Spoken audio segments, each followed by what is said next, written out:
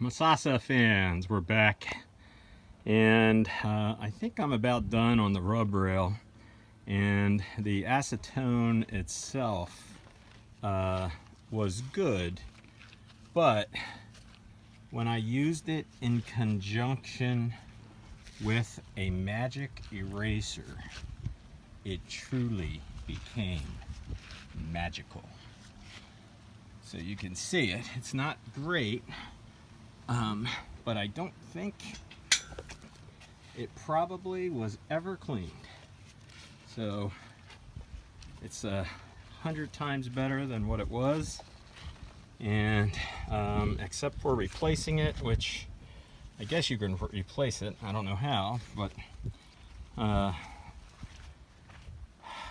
that's about as good as it's going to get here at the Wight Potter Masasa.